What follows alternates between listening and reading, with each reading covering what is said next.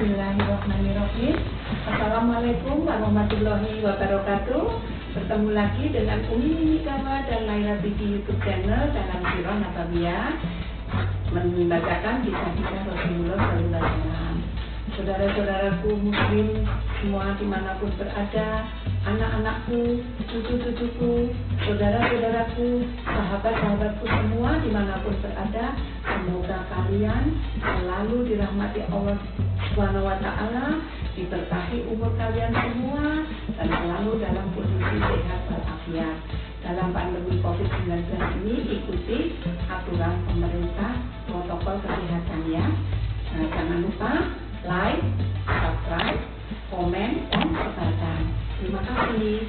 Kita mulai dengan bab yang ke-35 ini, yaitu Allahumma sholli ala Sayyidina Muhammad wa ala ali Sayyidina Muhammad. Dengan berselawat, kalian semua akan dicintai Rasulullah. Dan bagaimana kita bisa mengenal Rasulullah? Dengan berselawat. Rasulullah SAW akan mengenal kita, umatnya, sampai di zaman. Maka dari itu, jangan lupa selalu berselawat. Terima kasih. Nah, kisah Rasulullah bagian ke-35 ini adalah saat merupakan Rasulullah, saat masa yang paling berat bagi Rasulullah SAW. Sebuah tempat yang betul Rasulullah berbaring di atas batu dan berusaha menahan air matanya agar tidak jatuh. Tidak ada yang lebih menyakitkan dibanding cacian dan celaan dari orang-orang yang justru sedang diperjuangkan Rasulullah mati-matian. Sementara itu di depan Ka'bah, Abu Jalal berkoar-koar di depan teman-temannya bahwa aku bersumpah untuk menghantam kepala Muhammad dengan batu sewaktu dia sedang sujud kepada Tuhannya. Abu Jalal berkata seperti itu. Jadi Rasul berat sekali di bab 35 ini perjuangannya untuk menyebarkan ajaran yang benar dari tempat yang gelap dan terang, memberi peringatan untuk orang Quraisy. Begitu sulitnya, begitu kekehnya, kuatnya dia keyakinannya tetap menyembah berhala, bahwa itu adalah peninggalan nenek moyang yang harus dibunuh. Seperti itulah. Maka Abu Jalal dengan akal yang akan memukul kepala Rasulullah dengan batu yang besar akan merongokkan. Ya Allah, beberapa orang yang ada di situ bersorak-sorai dengan senangnya mendengar koar-koarnya Abu Jalal tadi, memberikan semangat itu. Ya, oke, silakan juga dengan setujunya Rasulullah. Sedangkan yang lain ada yang saling pandang dengan terkejut, ada yang ya orang banyak tapi sebagian besar bersorak-sorai. Ada yang memikirkan begitu kejamnya, padahal Abu Jalal kok sampai akan memukul Rasulullah. Tindakan kejam yang dapat apabila kepala Rasulullah dipukul batu yang sudah akan mengakibatkan kematian Rasulullah. Kan seperti itu tujuan utamanya. Nah, Bani Hashim itu atau Bani Hashim yang akan menuntut balas, dan Mekah akan terpecah oleh perang saudara sendiri karena kelompok dari ini Abu Thalib pengikutnya orang-orang miskin dan Abu Jalal pengikutnya orang-orang kaya, dan itu keturunan dari Hashim. Namun Abu Jalal telah mengucapkan sumpah yang tidak dapat ditarik lagi tanpa mencoreng mukanya sendiri. Oleh karena itu mereka memilih untuk mengamati apa yang terjadi dengan Raja berdebar-debar. Jadi dia sudah terlanjur mengucapkan kata-kata akan memukul kepala, namun dia juga ada kekhawatiran dan hatinya berdebar-debar dalam mengamati itu, menunggu Rasul untuk sujud kepada Tuhannya. Kesempatan yang ditunggu Abu Jalal pun tiba. Saat itu Rasulullah SAW sedang sholat di depan Ka'bah. Ketika beliau sujud, Abu Jalal dengan cepat melangkah mendekat, kedua tangannya yang menggenggam batu terangkat tinggi-tinggi, matanya menyala buas. Namun ketika batu itu akan dihujamkan sekuat tenaga kepada kepala Rasulullah SAW, mendadak Abu Jalal berbalik pergi, batu yang di tangannya tadi lepas, dan wajahnya pucat ketakutan. Ada apa? Semua orang dan teman-temannya yang ada di situ pada bertanya kebingungan. Padahal Abu Jalal sudah bersumpah dan berani. Namun ketika itu dia berbalik badannya, lari ketakutan dan pucat wajahnya, batunya terlepas. Dengan nafas yang tersengal-sengal, Abu Jalal berkata dan bercerita, demi Tuhan, di depanku tadi berdiri seekor kuda jantan. Belum pernah aku melihatnya kuda yang seperti itu. Kepalanya menekuk dan giginya sungguh mengerikan. Kuda jantan tadi berupa kepala, tengkuk dan giginya itu sungguh mengerikan.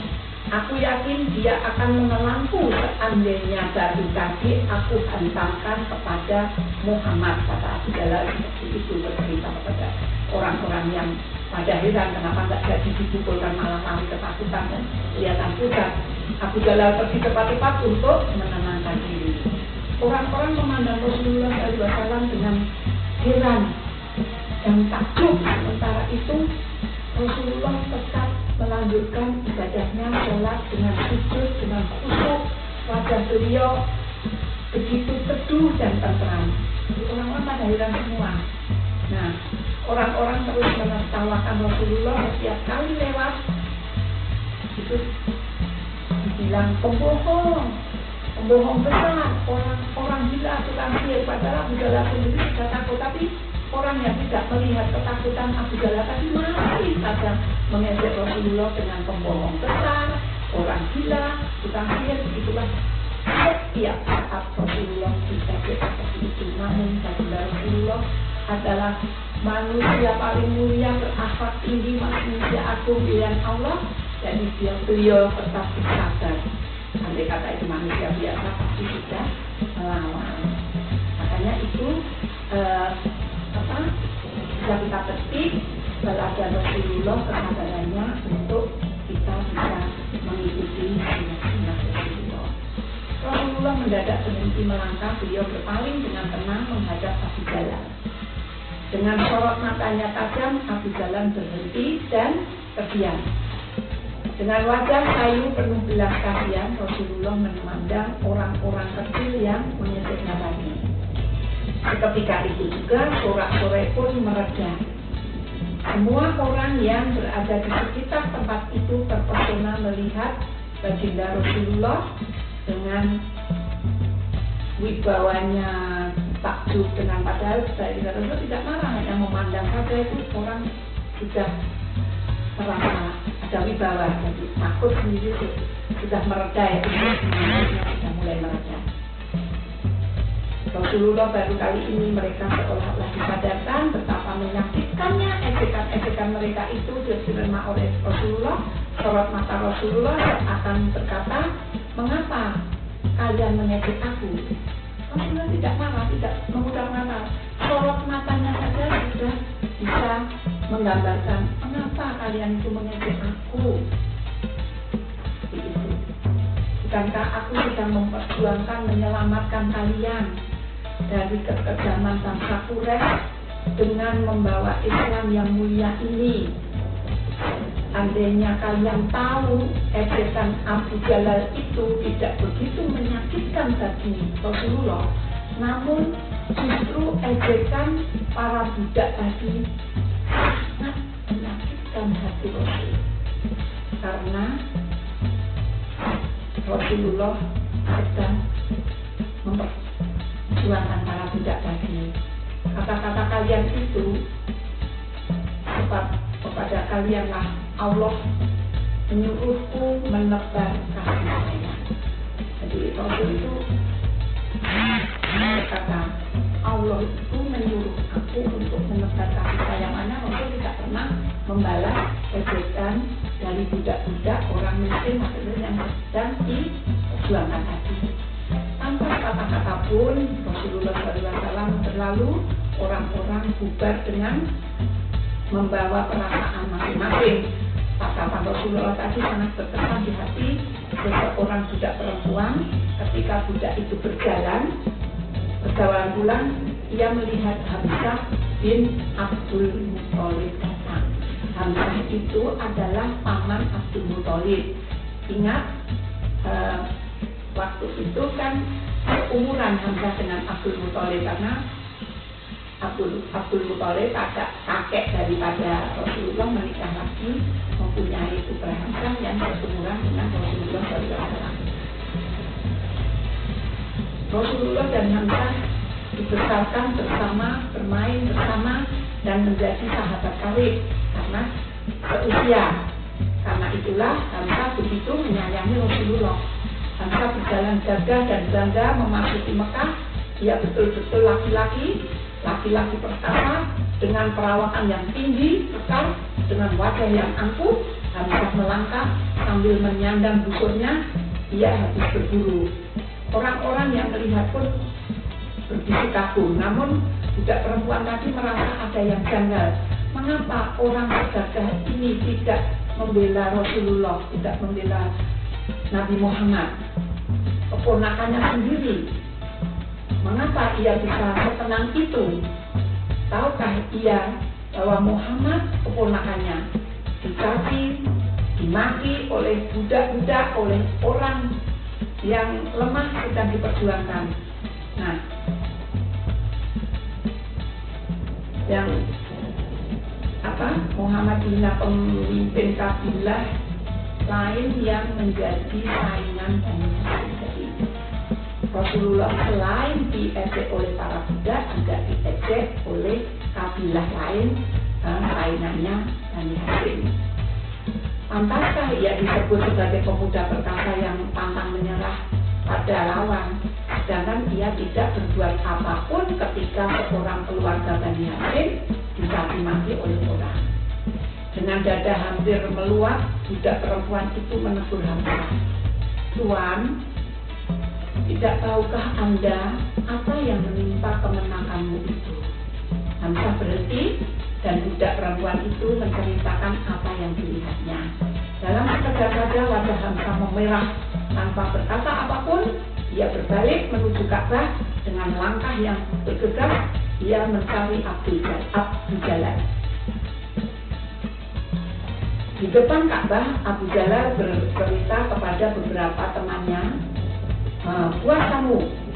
Rasanya melihat Muhammad dikasih begitu banyak dari Abu Jalal itu gagal akan memukul kepala Rasulullah dengan batu, tapi menyuruh budak-budak untuk mengejek Rasulullah. Lalu dia bilang kepada para budak, "Puas kamu sudah mencaci maki, mengejek, menghina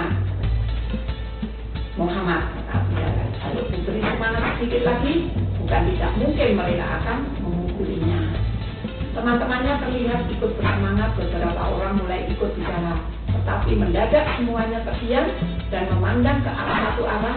Abu Jalal ikut menoleh dan ketika itu kerongkongannya terangkat. Hamzah bin Abdul Muthalib, sang pahlawan Bani Hashim, menjulang di belakangnya dengan mata menyala tanpa ampun.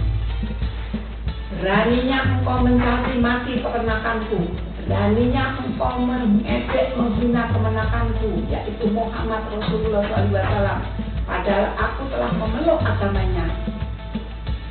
Hamzah bilang seperti itu, "Coba lakukan penghinaanmu kepadaku jika engkau benar-benar jantan." Tantang Hamzah kepada orang-orang yang sedang mengejek baginda Rasulullah. Setelah berkata begitu, Hamzah melayangkan busurnya, bunyinya mendesir cepat dan keras sehingga kepala Abu Jalal terluka.